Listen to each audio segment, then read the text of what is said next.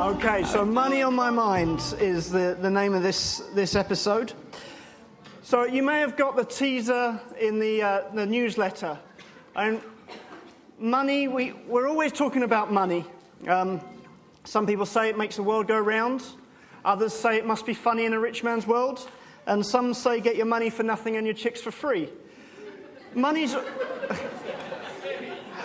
constantly coming up. And we talk about money almost if it's an end in itself rather than a means to an end. And we worry about not having enough of it, or we worry about spending too much of it. But what if money was a tool that we can use when we're trying to answer that question of what pleases him? So that's what we're going to jump on into a second, but let's just do a quick recap of what we've got to so far. So we're doing the spirit of adventure, the normal radical, and we're called to live our normal lives radically. And this series is about rediscovering the values that we have built this church on and taking the opportunity and having the permission to deconstruct and reconstruct the expressions of those values. So the first session, we kind of had a bit of an introduction. And we looked at the video of the parody of the modern day church, and we said, what's good about that? What's wrong about that? How does it compare to us? We had a little bit of a trick on you guys with the fake newsletter and the reaction that caused, because some of those things didn't fit with our values. And then we introduced a section called Story Time. Then last week, we were looking at a title of Whose Crown Is It Anyway? And you may remember this little game that we were playing. All of humanity were given crowns. Crowns represent the power to please. So God gave us all the power to please. And the question is, what did we do with that crown? Because there's some guys in the Bible that laid that crown down. They handed it over. And therefore, they made their lives about answering the question of what pleases him. So that's the question that we've got to ask ourselves if we're going to be part of this current series of deconstructing and reconstructing. Otherwise, we'll be just like the monkeys that just do what they've learnt to do without knowing the reason behind it. But when you give up your crown, it puts you in a situation that you might have to do stuff you don't want to do. And we looked at some of the things that we didn't want to do last time. But when we do make that choice, we see that we are empowered to live a surrendered life. God makes it easy to live the way that he wants us to live. Now, just a quick recap on some definitions. We're talking about values, which are our guiding principles, such as serving. And we're talking about expressions, which is the application of those values. So, for instance, the setup team steward in children's work. The value always stays constant, but the expression can vary. All right, before we jump into this next one, Dad, you wanted to say something? I was listening carefully, but my mind just sort of... I can do two things at once. You know, I'm a man, I can multitask. And I thought, what's missing? We haven't had any testimonies today about adventure. Well, I know Lorraine's away, but we could still manage it, you know? So come on, guys, let's keep that up, keep them coming back, feeding in. Now, I'm very impressed with the different ways that we're communicating. So I felt I needed to come up with something different, so I've got a poem. Money speaks, I can't deny. Mine stood up and said goodbye.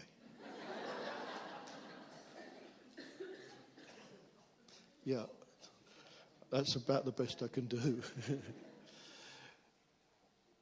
Money, Jesus spoke about more than anything other than the kingdom of heaven when he was on earth. It's a temperature gauge, shows on the outside what's happening on the inside. When we started out, one of the most radical things was the attitude and the way of handling money. Now, I'm not going to get into that detail right now. That's when we started out. Actually, today is probably more radical than ever. It's not only radical in terms of this world, it's radical in terms of what is called the church. In a day when, not so much probably in this country, but a lot of the world is being swamped with this erroneous doctrine, give in order to get, that's causing, particularly in poor countries, such hardship and pain and such false ideas. A time when the whole idea is squeeze as much money as you can out of people. Time when false prophets are paid to prophesy. I'm talking about in the so-called church. What we do, what we believe, is actually more radical than ever. And I believe part of what God wants is to raise up and continue to raise up a living example of accurate representation of him on the earth against the backdrop of all the kind of corruption, all the mishandling, whether it be in or out of the so-called church. We have that opportunity to live in that way. We have to understand what God wants and gain his power to actually operate according to him. That's what we're looking at this time. Do you know, it's as much, if not more than an adventure, if we really pursue that, than even when we started out and it was so radically different. We may touch on that later. Okay, so we've got our first... today we're going to have some videos, we're going to have a live survey, we're going to have some more story time, and we've got our special preacher of Phil Ackerman with us today. So we got a lot for you, but let's go to our section of Taught on Camera. This is where we are... we've got a spy going around capturing some people's thoughts on the subject, and so each presentation we'll have an opportunity to hear some of these things. And I want you to think, would you have said it like that? Did they say something that you disagreed with, or did they say something you hadn't thought of saying? What is the point of tithing? It's a starting point for giving what we have to God, because everything we have comes from him. Tithing is to give what God has asked us to give. It's a practical demonstration of your love for God, giving back to him. A conviction of giving. You're giving it as a wholehearted thing without expecting anything back. To give sacrificially. Because Paul says to put aside an amount of money in proportion with your income, and because everything that we have comes from God anyway. Everything I have comes from God. Tithing is a discipline that reminds me. What comes to mind when you hear the phrase rich Christians? People in America with lots of money, sort of worshipping God to get lots of wealth. Rich Christians, Cliff Richard. Oh, God's blessed them, and hopefully they're using some of that wealth that God is directing them to. We may not be rich in this fellowship, in money terms that is, but we're rich in the blessing of God. Generosity. I think you can be rich and still give generously. There is such a thing as a rich Christian. You can be rich materially, you can be rich immaterially, but it's about sharing out that wealth amongst the community and with the church. For me, like as a rich Christian, it's me knowing God. For if you're rich, you know God. I would like to think rich in spirit, rich in love, and rich in the life as well, and how that's expressed in the church and in the world. We are rich in the relationships we've got with people rather than money. Okay, so some thoughts there. You might have agreed, you might have disagreed. I don't know, I'd sell my friendships for money any day, but okay. Okay, so from that we jump straight over into our questionnaire, When I Survey. Do you want this one then?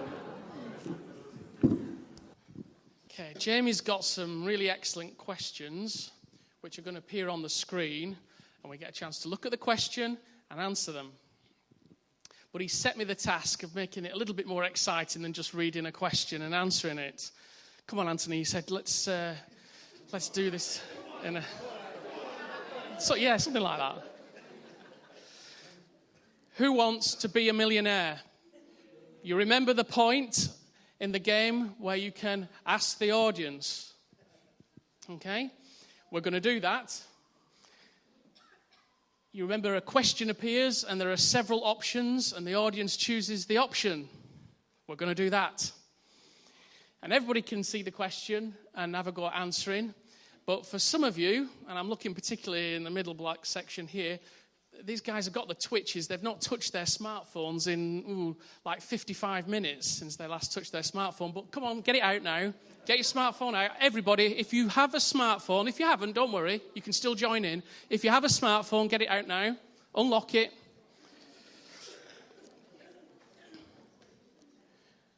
Right, we're going to do this together. This is going to be a first. And you can make me look good or you can make me look like a muppet. But it's not about me. So let's do this together. Listen, you've got to follow me carefully now. All right? Follow me carefully. You've got your smartphone. It's unlocked, yeah? This is what we're going to do. Right. 96 of us playing. Okay. The questions are going to come up now. Or if you keep an eye on your phone, you'll get some large coloured, answer A, B, C, or D. And so when you see the question come up on the screen, you can all see the question. You can all mutter under your breath the answer, but keep it quiet, really, because we want to see what people say. And you'll get the live results on screen, okay? And then we'll pause, and Jamie, and we'll have a quick look at the results. The first two questions are to get you in the swing of things, all right? Let's do it.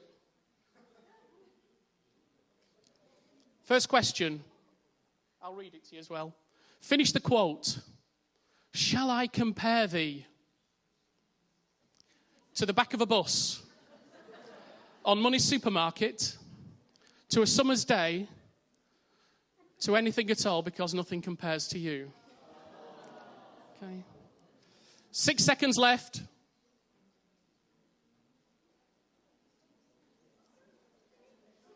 Only 33 of you managed to put an answer in. What happened to the other 60-odd of you? What were you doing? It's not a hard question, that one. Okay.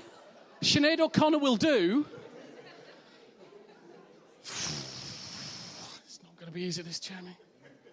Right, the answers. So, shall I compare thee to a summer's day is the winner with 29 votes. And we had, someone said to the back of a bus, someone said on Money Supermarket, and we had 2 Sinead O'Connor fans. If the tech fails us at this point,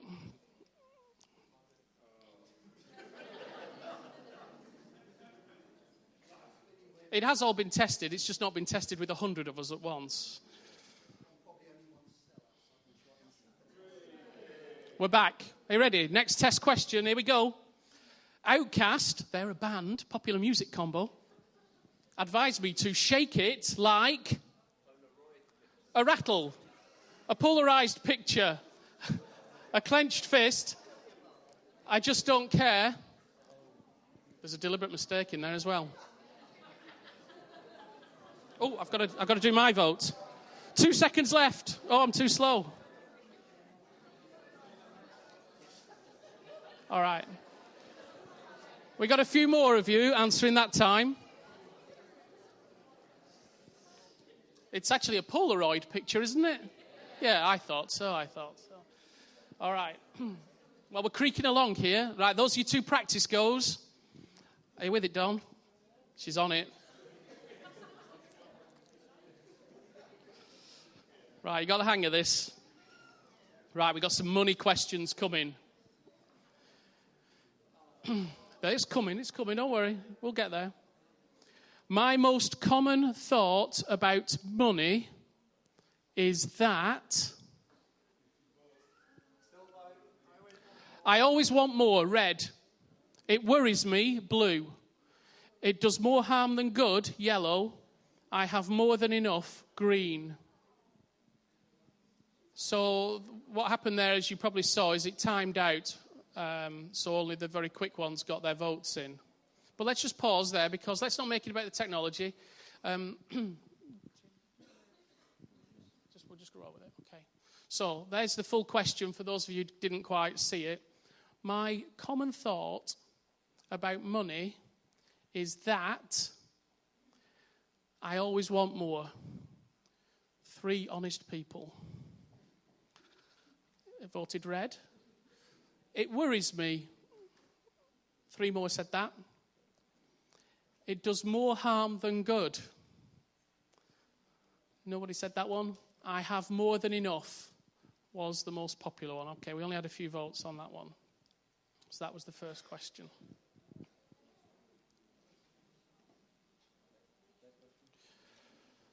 I believe God will provide for my needs, but not for my luxuries. Ooh, look. That was about evens. Did you see that? Those of you who got in quickly, that was about evens. I believe God will provide for my needs, but not for my luxuries. About even.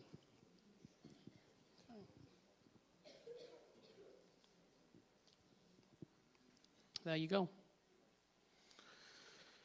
Right, let's see. I've never thought about offering petrol money to people who give me lifts. Is it true for you or not true? I've never thought about offering petrol money to people who give me lifts.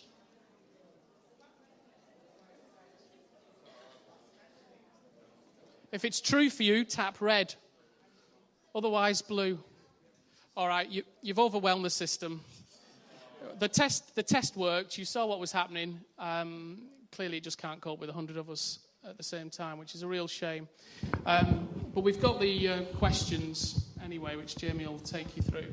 Okay. Because that's what matters. Well, it was worth a go. Only took 4 minutes to prepare for anyway.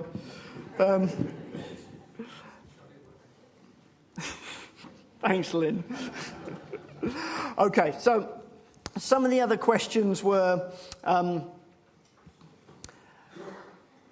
when I've given to people or helped people out financially, they've taken advantage of me, so I don't help those type of people out anymore.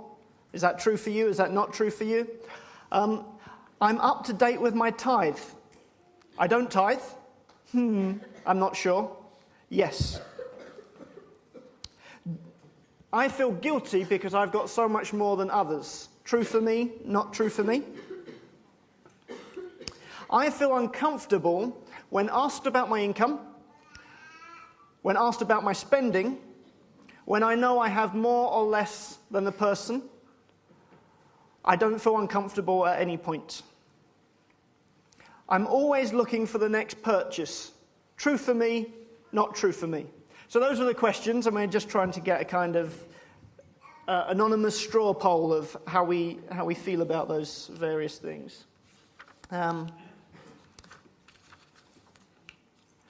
But we would jump ahead to some scenarios.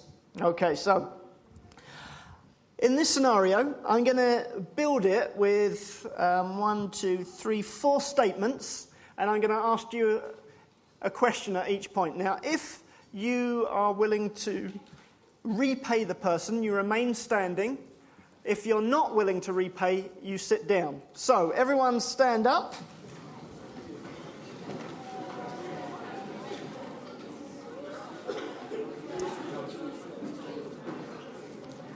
And here's the first part of the scenario. You borrow money from a friend and have agreed to pay back £100 per month over the next 10 months, which you can just about manage. Remain standing if you do repay. Sit down if you don't repay.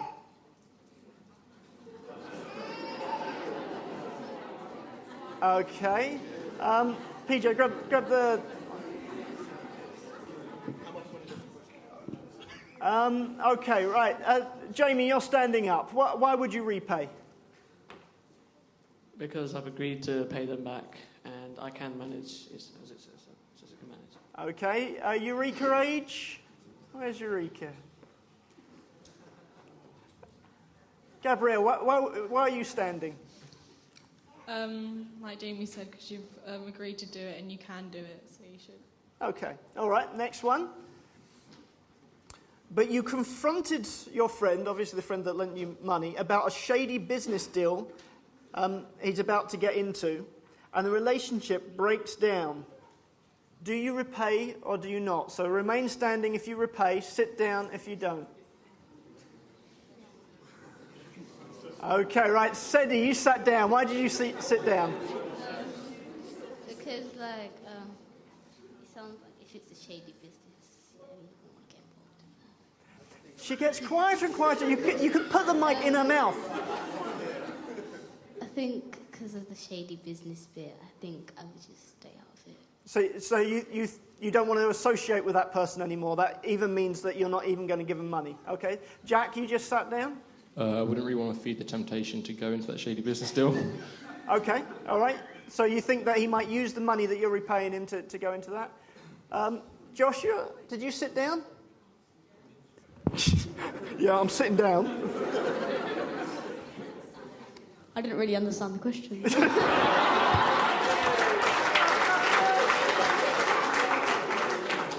Okay, all right, I don't have time to explain. Okay, so the next part. He goes ahead with the shady business plan, with the shady business deal, and makes lots of money. Do you repay? Remain standing if you repay, sit down if you don't repay. You go with what's true for you, mother.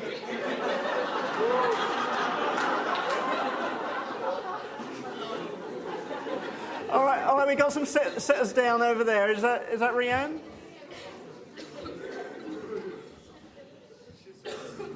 Because he's made lots of money, so why should I give him more money? Might as well keep it. Okay, all right. And any other sitter downs? We got a sit down over there? Oh, you're a stand-up and you want to comment. Okay, go on then.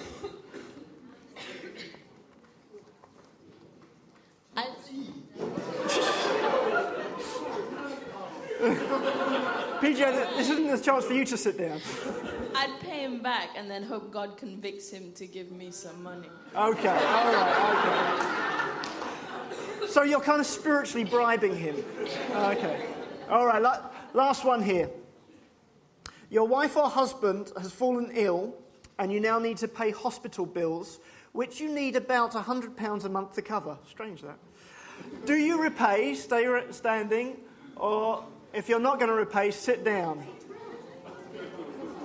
Oh, okay, we got David Garland over there, PJ, in the middle, towards the back. Dave Garland.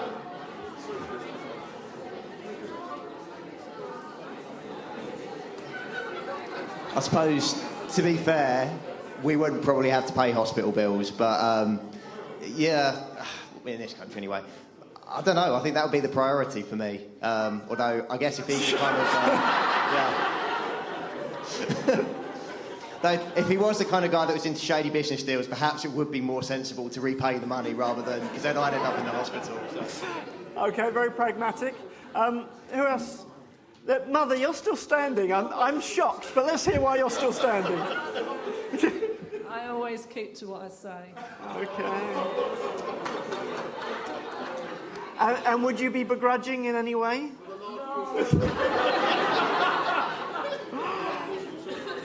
Okay, we have any other sitters down? Okay, Naomi over there.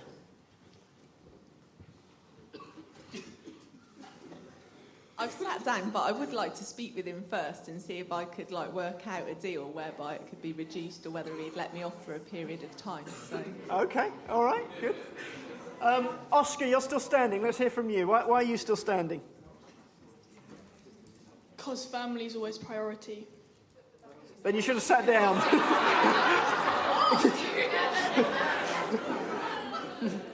When do you do your GCSEs?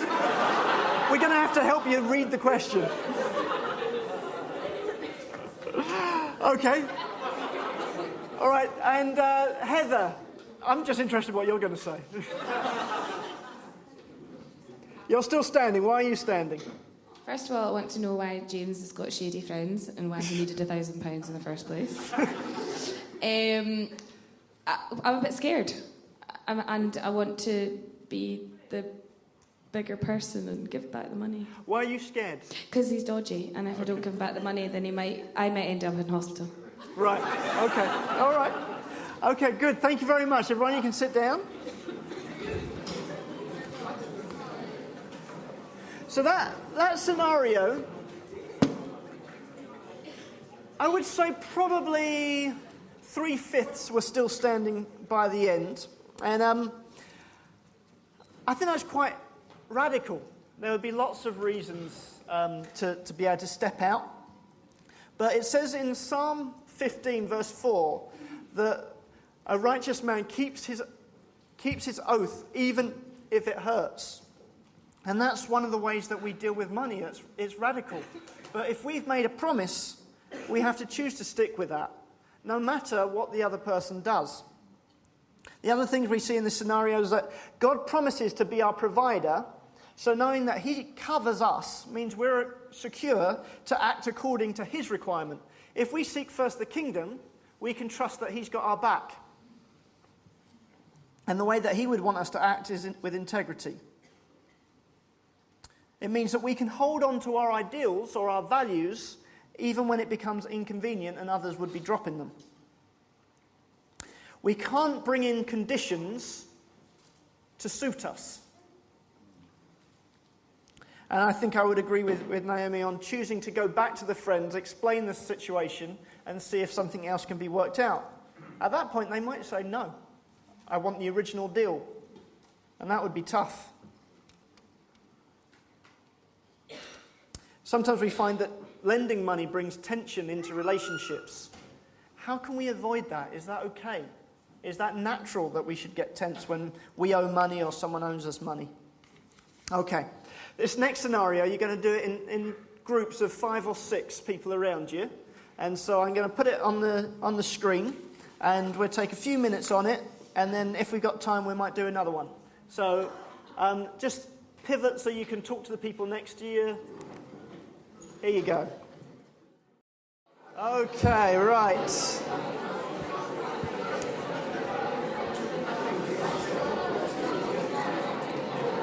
So, is Trudy wrong to want financial security? PJ, where's my mic, man?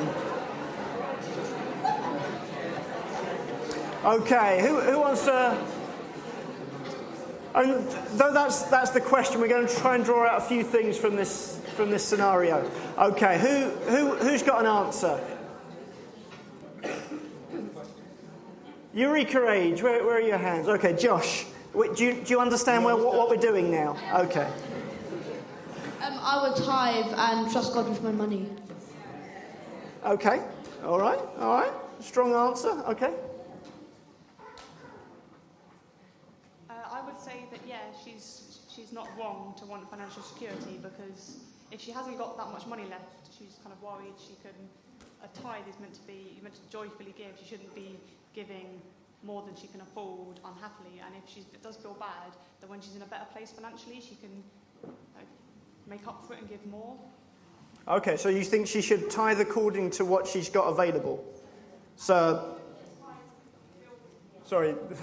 You shouldn't just tithe because you feel obliged to. Like, that's the rules, you have to do it. You should give joyfully, even if it's less, because it's about your heart. Okay, all right. Thoughts on that? Steve?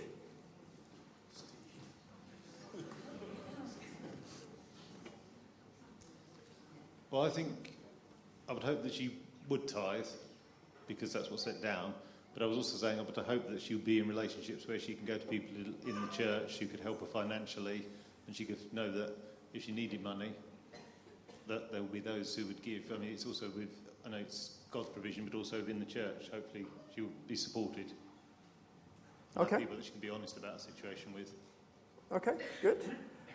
Debbie?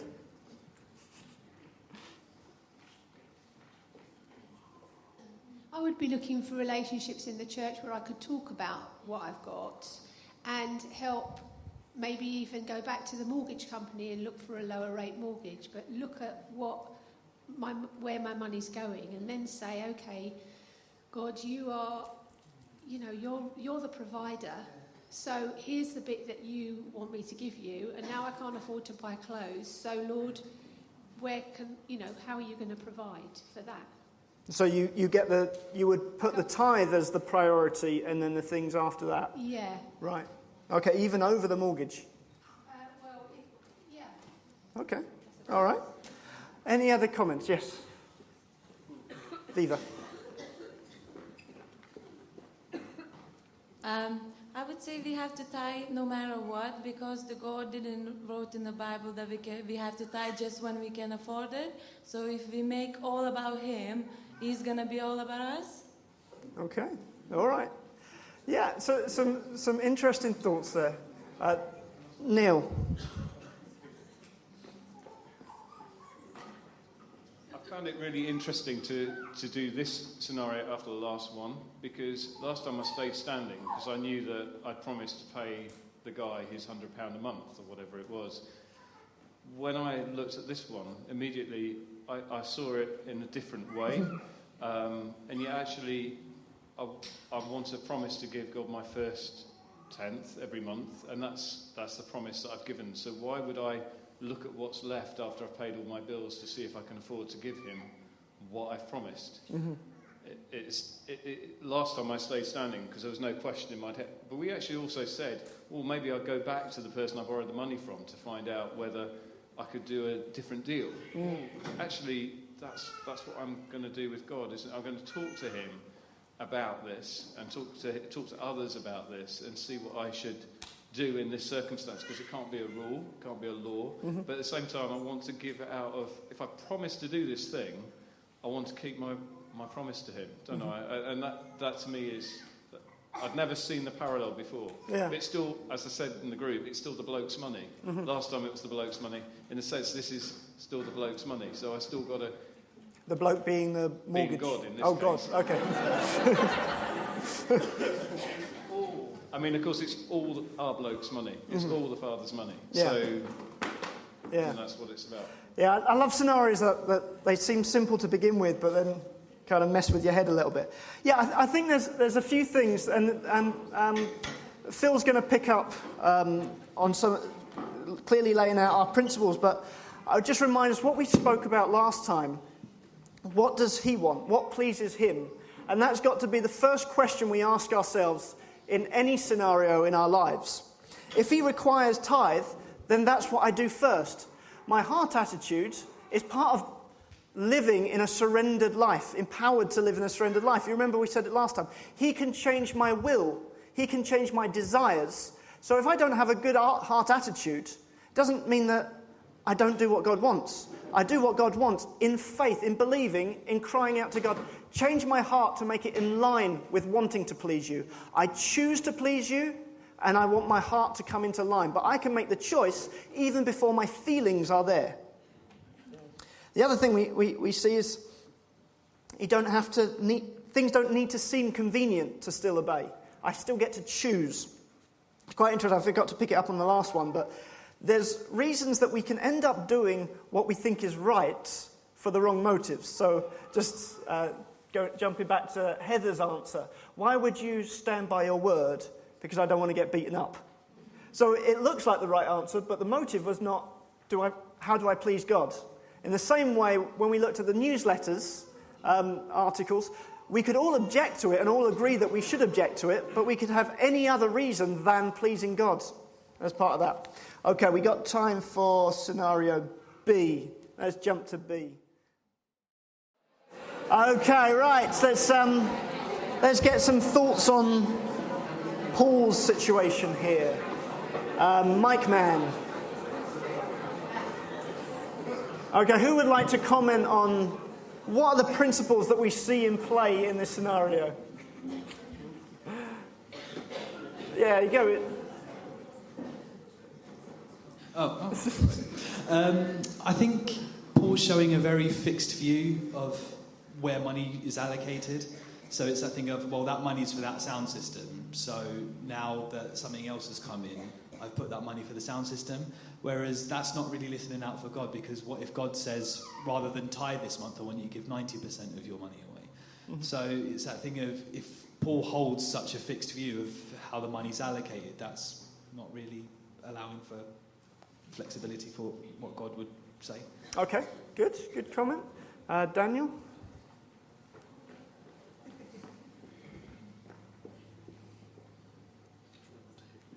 Right.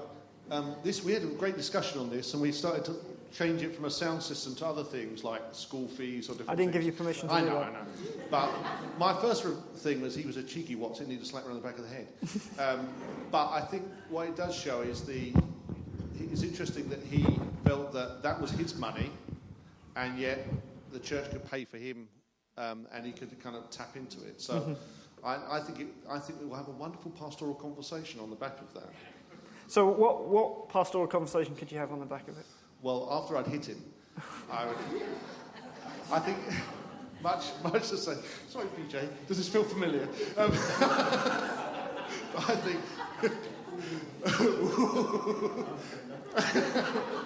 No, I think he needs to be giving to God that money and offering it again. I think one of the things we picked from the tithing conversation is that that first 10% is the easy bit. It's the 90% we have to steward for God. It's all God's, and actually that's the attitude. It's not this is mine. It's all God's, and I think that's part of the conversation has to go on. Okay. All right, Darren and Anthony. So I think one of the bigger issues here is the deception, kind of like what Daniel was saying, rather than what he's actually saving for. So he's gone to these leaders and saying that he cannot afford to go, whereas that's not actually true. But if he still thought he needed to have the conversation about needing help with affording these costs, probably the sound system saving that money would come into that. Hey, all right, so we see, again, money is a temperature gauge of the heart. Why did he not admit what the money was for, and why did he talk about, I can't afford, where it was about priorities? I want to push back on all three of those comments. I think as a church we say to people, if this is going to be a problem for you, talk to us. And some guy here, Paul, comes forward and says, this is a problem for me.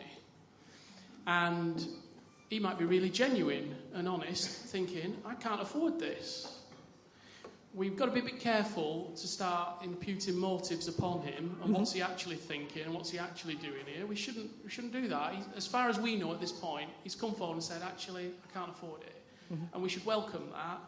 And yes, we could help him in different ways, and sure, we'd want a conversation to find out where he's at in his thinking, but we shouldn't assume where he's at in his thinking initially. Okay, all right. Yes, Daniel.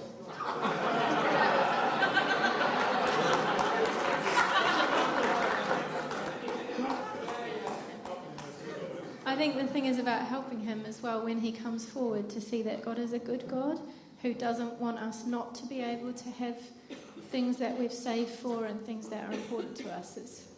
It's not about you can only do church things, but about believing that God wants the best for us. And that might mean you can have things that you want, but about being open and feeling safe to be open about what's the whole picture. Yeah, no, that's good. We're going to do one more scenario. It's going to be an audio one in a second, but let me just say a couple of points that I saw when looking at this one. We can be proactively saving for things that we've got coming up. And I read this book called When Helping Hurts, and in it, the author had gone and studied a community giving program or community bank in the Philippines. And he noticed that they refused to help someone who had fees for giving birth. They said, no, we're not going to help you out because you had 9 months to prepare for it. I thought, whoa, that's harsh. And then they wouldn't help people out that were coming up to their electricity bills being due because they should have seen it coming. And it's quite interesting. I'm not saying that's right or wrong, but we have the opportunity sometimes to think ahead. What have we got coming up? And not just wait until the bill hits us. And that's about not kind of stewarding what we have as well. And the other thing was, recognising the importance of the community being together. So the holidays, would that take priority over a sound system? It's something to consider. Okay, right. We have an a radio show now for you guys to listen to. And when you listen to it, I think, again, the same thing. I want you to think through what are the issues or what are the values that we see in play here. And I'm going to particularly ask Eureka for the initial thoughts.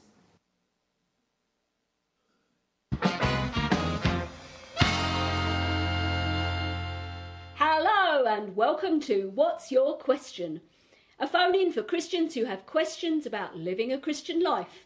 Our first caller today is Derek Stubbings from Royal Tunbridge Wells in Kent.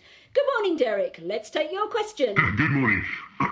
Well, firstly, I just read in the Daily Mail about Bishop Phillips from Grantchester, who it's reputed he spent £350,000 on his new house extension. Ooh, £350,000. Now that's a lot of money, Derek. Yeah, well, some of us are trying to make ends meet, especially after my tax deduction, my superannuation, my pet insurance, my tax relief, my subscriptions to Drone Monthly magazine. I hardly have anything left. Okay, Derek, so what is your question? Now, the other day at 11:23 a.m, I bumped into one of our church leaders in Harvey Nichols in the West End. And tell me, what were you doing in Harvey Nichols, Derek? That's quite beside the point. Church leaders do not belong there, and she clearly had a very large branded carrier bag. So what I want to know is it okay for Christians to shop in fancy West End stores?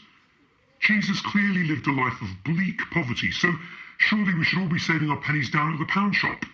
Because I've been in churches which are panelled with gold, with decorated iconography and all the rest of it. I'm appalled that some of our church leaders are swanning around in BMWs while the rest of us starve. And are you starving, Derek? And another thing, I've now been told my church wants us to tithe a portion of our income. Well, that's 10%. Who are they to tell me what to do with my money? And when and if I give it, what are they going to do with it? Okay, Derek, so what exactly is your question now? Well, when I joined the church, they explained about tithing, and I thought it was optional. But when a leader asked a group of us whether we were tithing, I went bright red and I refused to answer. How dare he? It's none of their business what I do with my money. As it happens, I've been making long-standing donations to the Lifeboat Institute, and I'm not going to stop that any time soon. Well, thank you, Derek, for your thoughts today. And our next caller, please. Okay, so lots of issues coming up in that call from Derek Stubbins. If you wondered who Derek Stubbins was before, there he is. We had to alter the name, otherwise you'd recognise Mum's voice.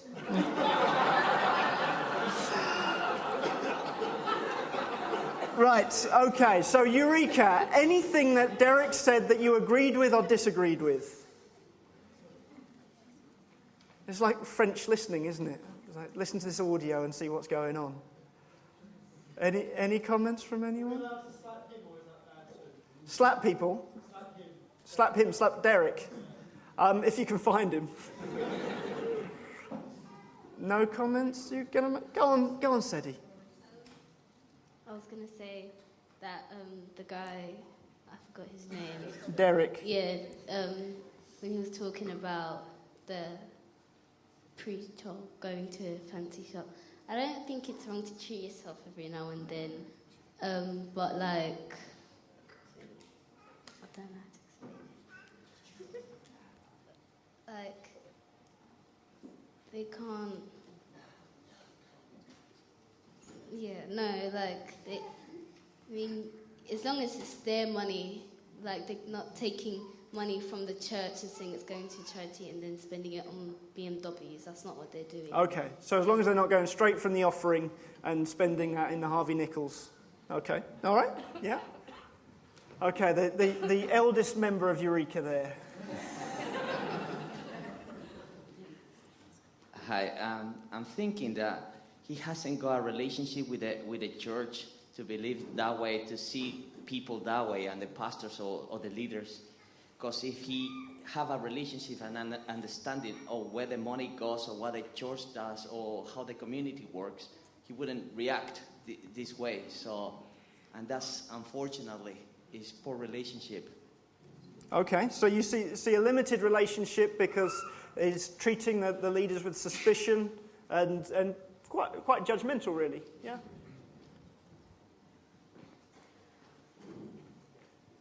going to be a little bit controversial. I agree with what everyone said, but I think also our leaders are accountable as well and have a duty to not give the impression that the funds which they are just stewards of are being spent irresponsibly or in the wrong way. Okay, so they have a responsibility to ensure that they don't look like they're spending the money differently. Okay, is that controversial? Do people disagree with that?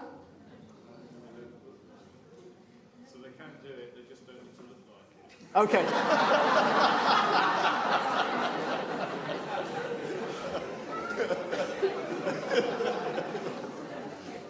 Okay, Miriam, are you commenting on that one? Yeah?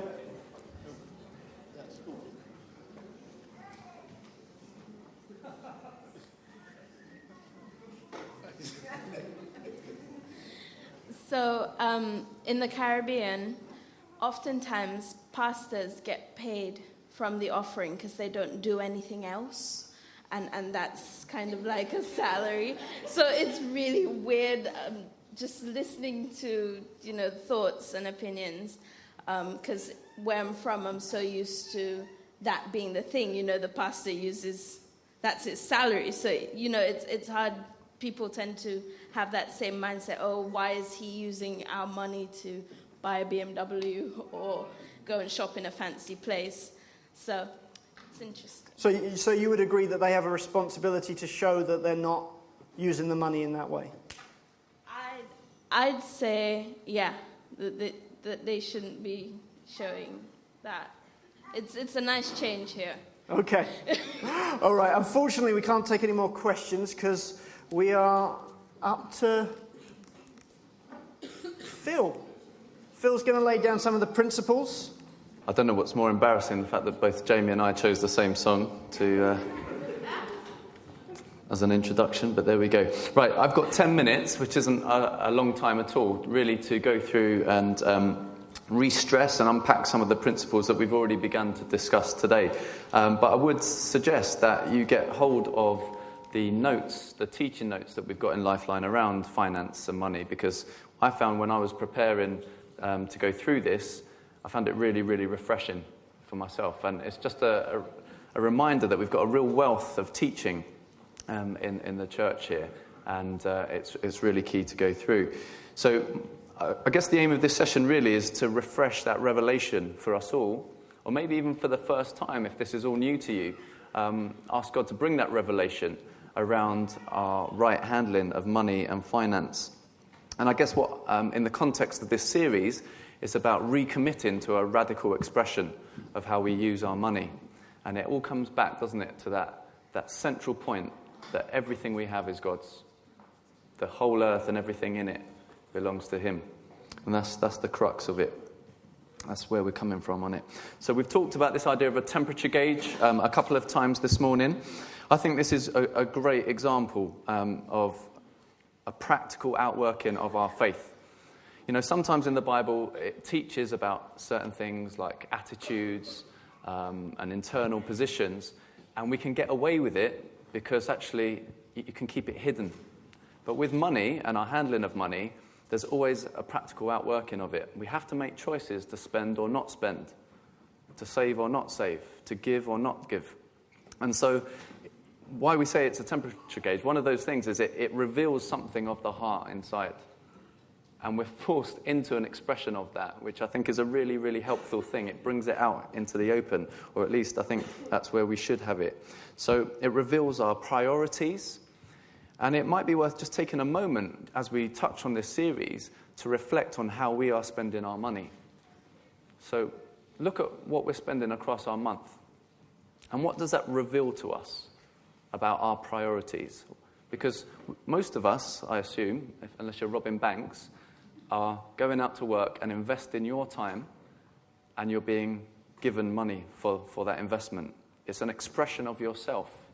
So when we give money, when we spend money, we're giving something from ourselves, but something that God has channeled to us. And so by spending money, we're revealing our priorities. What are you spending your money on? What does that reveal to you at this point about what you think is important? So that's a question. And it also reveals those attitudes and internal positions. Are we operating from faith or not? So why is money so important? Why is it such an important temperature gauge? Well, let's go to the Bible. I'm going to bring up a number of different chapters and verses. Some of them you'll be very, very familiar with. So money really is incredibly influential about our values and our morals. So if we look at 1 Timothy 6, verse 9 to 10, I'll flick there quickly. So 9 to 10, it says here, but people who long to be rich fall into temptation and are trapped by many foolish and harmful desires that plunge them into ruin and destruction. For the love of money is the root of all kinds of evil, and some people craving money have wandered from the true faith and pierced themselves with many sorrows. Okay, so it talks about its power to influence us at the very core. Now, another teaching that Jesus brings here, if we look in Luke 16, I think this is really revealing. Luke 16, and it's verse 11. Luke 16, verse 11. And if you are untrustworthy about worldly wealth, who will trust you with the true riches of heaven? And if you are not faithful with other people's things, why should you be trusted with things of your own? I thought that's really, really interesting, isn't it? So there's a direct correlation with how God sees us in our handling of money and our ability to handle the true riches of heaven. So there's a connection. It's not just physical. It's not just about a financial transaction. There's a link here to spiritual blessing and benefit. So money is very, very influential. It also teaches in Luke 16, verse 13, that no one can have two masters. You cannot serve both God and money. And yet, rightly handled, money can be a great blessing, and we can be channels of God's blessing to others around us. So when the church gets this right, it has the power to be incredibly powerful for the kingdom of God. But too often we see expressions, don't we, where the church gets that wrong. Maybe they've got a poverty mindset where they're scrimping and saving. They won't invest in things of quality. Or it flips the other way and you get this prosperity mindset where everything's gold-plated, the toilet seats are gold-plated, and it's all about accumulating wealth. When actually the centrality of this is, what does God want us to do with the kingdom? And our position of faith around what is he calling us to? And then we can channel that money because it's all his. So it's coming from the faith, coming from heart. Okay, so in terms of principles around giving and handling money, we've already talked about this thing about it's not ours in the first place. It says in the Bible, we come into this world with nothing and we leave it with nothing. So we're stewards for a time. We get to take care of something that God gives to us for a period of time. And we see in God a pattern of generosity. You know, John 3:16, he gives his one and only Son to us that we might have eternal life. That was sacrificial. It was significant. We see also that Jesus was moved by the woman who came and poured expensive perfume on his feet. In a moment of worship and surrender and sacrifice, this woman gave everything to please Jesus. And John, right at the start, talked about 2 Corinthians again. And there we see how commended the Macedonian church was for their generosity. Even in their hardship and poverty, they chose to give. And it says that they were so privileged to do that. The people were absolutely delighted to do that, even though it was difficult and sacrificial for them. It brought them joy. So we see this pattern of generosity, of sacrificial giving, and giving with joy. And that's some of the key principles behind our giving that we really want to draw back to. This is a privilege, guys. It's one of the mechanisms God has given us. And our need to give is always much, much greater than the need that we're giving into.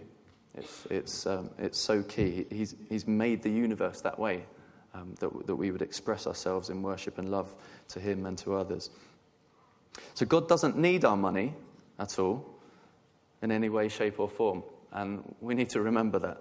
It's not a financial transaction. This is something of an act of love and worship to him, recognizing that he is our source and provider.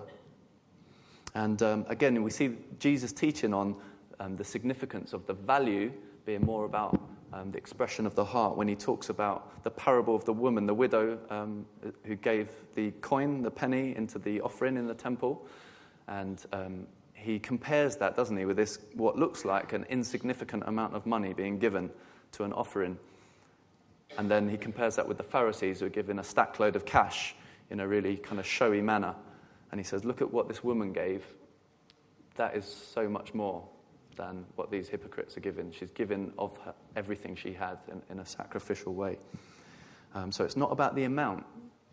It's about those things of sacrifice and being led by God and faith and obedience to give to him. So things to check for us. Are we given from the heart? Or are we giving in response to being asked? Do we feel hassled from the front of the church when the offering is announced? Are we feeling to give out of pressure? Or are we really connecting with what God's calling us to do in this act of giving? You know, I've been in churches where people work up an offering. So, you know, they spend 10 minutes preaching before the offering happens because they're trying to hype people up into giving more money. And that's completely the opposite of what we believe here at church.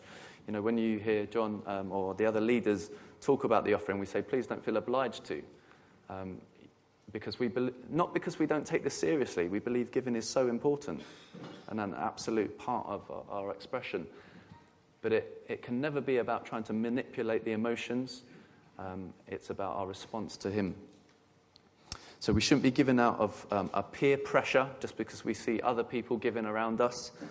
And we shouldn't be given out of respect or to impress people. Absolutely not. Or giving grudgingly. So it was interesting, there was some great debate going on there about whether we give and if we're feeling unhappy because money's tight, whether we should be giving. And I would sort of flip that on the head and say, that can be the reality. When perhaps times are scarce, when money's scarce, we can feel the pressure of that, but that's an opportunity to go back to God and say, God, this is the reality. It feels like there's a lack at the moment, but I'm going to honour you in this. Can you change something in my heart? And again, it gives us that opportunity to go back to the principle of God being our supply, our source. So, things to check. How are we giving? Why are we giving? A little bit more on tithes and offerings. So we see this principle of the tithe is a great pattern established right early on in the Bible, and we see it repeated all the way through the story. So we see in Leviticus and Deuteronomy instructions about giving a tenth of the land and a tenth of our animals and livestock.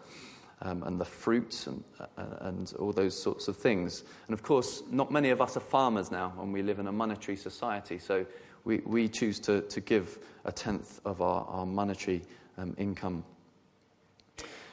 In Deuteronomy 18, it talks about the first share, the best share, giving of the first fruits. And I think that's a really important principle, because I've heard people get locked into debates about, do I give a tenth of my money after tax or after expenditure and all those sorts of things. And really this principle of honouring God with our first and our best is, I think, the thing that we want to come back to, because God is our source. That's really, really important, isn't it?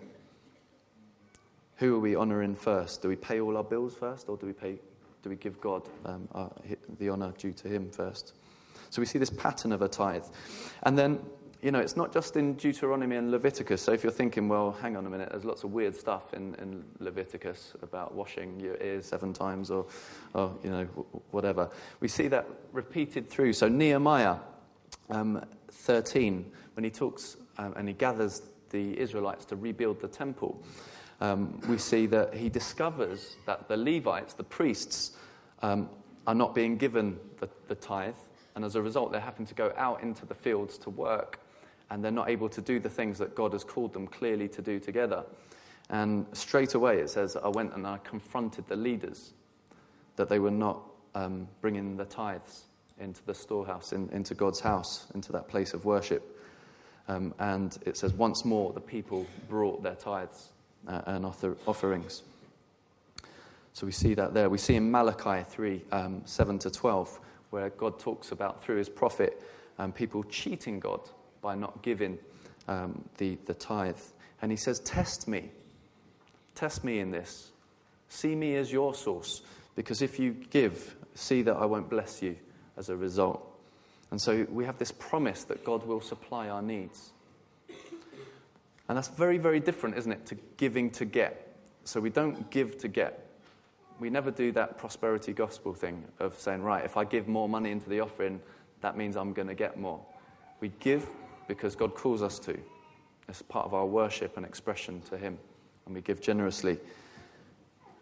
And he chooses to bless us, but we don't have a motivation of trying to get that money back and suddenly get disappointed perhaps if we don't see a check come in at the end of the month for that extra money that you might have given. So we see that all the way through. And then Jesus also commends people for tithing when he actually confronts the Pharisees. So in Matthew 23:23, he talks to the Pharisees and he says, let me bring that up for you actually.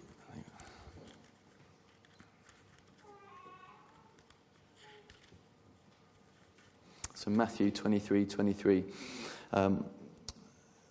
he says, you hypocrites, for you are careful to tithe even the tiniest amounts from your herb gardens, but you ignore the more important aspects of law, justice and mercy and faith.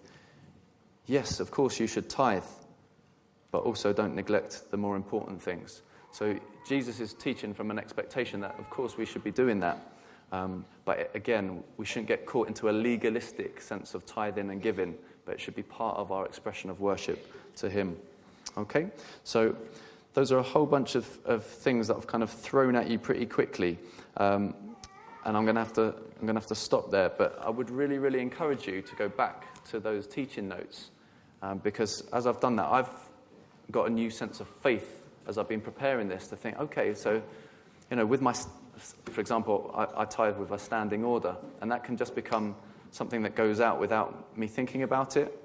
And I actually want to go back to that and use that as an opportunity to say, yes, actually, God, this is part of what I'm giving, and I'm wanting to see him lead me in a new way around giving at this time. Okay, so as Phil mentioned, there's so much material that we have on this that it's key that if there's stuff that you want to refresh on, we can make material available. And probably what we'll do is primarily do that through your group leaders. So talk to your group leaders if you want access material, and then they can contact the office and we will provide that. Okay, last thing, we got story time. So here's 9 phrases. Dad, if you come sit up here. And we'll take from the audience. Which story do you want to hear? The gifted car that never arrived. Okay. What's the story and the value behind that? Okay. So the story behind that is a time when we were without a car and without money. Somebody said, I'm going to give you a car. We thought, that's great. But the circumstances changed, the car never came. And we had to learn there that we must look always at God the source, not the means. And if we take our eyes off God being the source, then and get focused on the means, then things can go seriously wrong. So it was an important learning lesson to see that it's God who supplies. Good. Okay. Another story. Heather, what one do you want? I didn't need pine beds. Yeah, kind of relates to that question that came up earlier on about whether God just supplies needs or sometimes gives luxuries. We needed beds.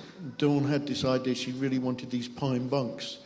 But they were, we could have got them something, I don't know, cast iron or something like that, cheaper. But it was just one of those times when then God just sovereignly supplied a need, so that he was just demonstrating that he doesn't just give needs. He loves us and chooses to bless us. And by wonderful provision, we got these pine bunks. Okay. And there was a backup to that. The healing evangelist that was visiting us helped me to put them together. So. Okay, any Eureka Age questions? Okay, Gabrielle, which one do you want? Give yourself a pay rise if you're the boss. Okay, we were establishing principles of righteousness against a background of things that weren't quite so as they should be. And when I was recognised to take authority, there was one of the other people that were with us at that time said, "Oh, well, now you can give me and you a rise. We can increase our salary." And I said, "No, that won't be happening because we're establishing the principle that we will never make decisions or be involved in decisions in things where we have a beneficial interest." So we set up a separate group to determine those things, and that's the way we've continued all the years, so that we don't make decisions about things where we have a beneficial interest as part of the integrity that God requires. Good. Okay, well, unfortunately, that's all the question time that we have, story time that we have. Is there anything you want to say in conclusion? Yeah, I just mentioned one other thing that came up in one of the scenarios. The idea of, if we're in need, we go to God, we go to the church. We have a principle that we've operated on, and that is it's so easy to just throw money at a problem or to seek to resolve something. Oh, here's some money. We never do that. We always, if we're needing to help somebody, we always feel that the help is not just the finance, but it's to get alongside and help to see ways to develop and improve the whole financial situation. It's a bigger deal. It means giving more of self. It means engaging far more than just giving out some money. But it's far more godly than just dealing with something as though it's a financial issue. So that principle, again, is something that we establish and we always follow. We also seek to say that we never want people excluded for financial reasons when we're engaged in doing things together. Of course, part of that is just resolving a particular problem. But as well as teaching on God's heart in terms of the handling of money, we also make provision, and many of you have taken this provision of setting up systems of budgeting. We have a team that's trained to actually help in that, so that we can actually be kingdom managers of money, rather than just sort of scrabbling through or deciding from other sources. And every so often, it's somebody say to me, "Hey, I got this great system that I've learned about managing money, and it's really working good." And I say, "Oh, what is it?" And of course, it comes back. It's the one that we established about 30 years ago. So it's working all the way through and round, and many people have been blessed by that. Okay, well, that's all the time that we have, but just a couple of things for you. So during your groups this week, you're going to be looking at this material, and it's going to kind of in two halves. You're going to take some time just to check that you're up to speed on the values, and then the other part of it is going to begin to think, how do we express these values, and how do you practice it as a group to hold each other accountable, to encourage each other, to really find a modern expression of these values. And then when we come back together next week, we won't be doing a presentation like this, we're going to be doing a workshop. So once we figure out how that's going to be, that'll be a little bit different next week. Now, if any of these issues kind of hit you or jumped out to you, there's some time of response. So you're considering, you know what, my attitude towards money is not about pleasing him. I need to redo my focus and think my money is a tool to please him with. It might be that you have to make that choice to put him first and put your money worries in his hands.